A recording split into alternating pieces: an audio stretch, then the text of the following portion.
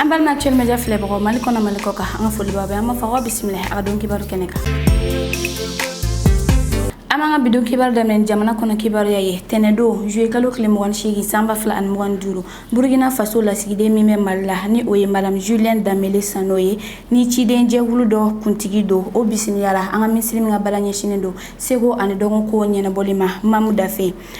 Mi laseli kɛra bi tarata juillet kalo tile 29 san 2025 lasigiden kofɔli nana Mali la sɔrɔko don fɔlɔ min kɛra Mali kɔnɔ décembre kalo tɛmɛnen Bamako k'o kunnafoni sɛbɛnw di an ka ministre ma a y'an ka ministre fo kosɛbɛ a ka dɛmɛ na ko nin bi AES jamanaw ka jɛ ka fɔ jɛɲɔgɔnya sabati ka taa a fɛ.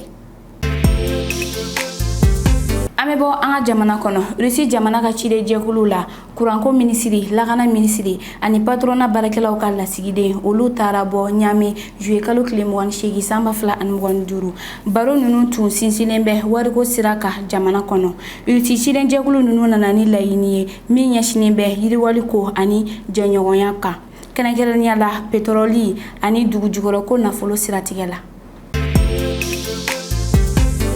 An bɛ taa Camerounkaw fɛ Maurice Kamto ni o ye Paul Biya ka opposant ye Cameroun jamana na ale y'a ka damakasi sɛbɛn bila sɛdɛsunba la tɛnɛndon juillet kalo tile 28 san 2025 k'a ka nisɔngoya jira a ka bɔli la cɛbaw cɛ la minnu sugantira kalata nata in kama o min kan ka kɛ octobre kalo tile 12 san 2025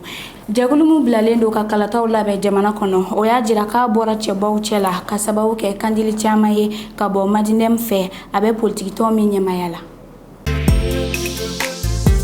An ta Gaza ka bidon kibaru kuncɛ ONU n'ale diɲɛ silige naani tɔnba ye o ka dɛmɛ na diɲɛ kɔngɔko kɔlɔsili tɔn dɔ y'a jira ko kɔngɔ juguba bɛ senna Gaza o yɔrɔ min na Israël ye sira di adamadenya dɛmɛ ni camion kuraw ma nka agence internationale ni o ye diɲɛ tɔnba ye o y'a jateminɛ ko nin dɛmɛ ka dɔgɔ kosɛbɛ ni wagati in na ka sababu kɛ kɛlɛw fanga bonyali ye ni laseli kɛra bi tarata juillet kalo tile 29 san 2025. An balima actuel media filɛbagaw ni ne kɛra ɲɛ garisɛgɛ bidon kibaru la an b'a fɔ aw k'an bɛn diɲɛ wagati wɛrɛ. Parce que nous croyons au grand potentiel humain, parce que nous incarnons la performance, parce que l'autonomisation et le perfectionnement de l'édite constituent notre objectif. Rejoignez-nous, Université Bazo, la performance par excellence.